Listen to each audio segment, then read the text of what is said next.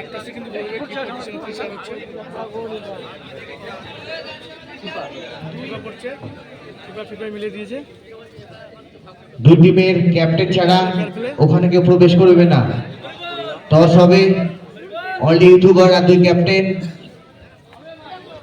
আর referee ছাড়া কেউ ওখানে থাকবে না।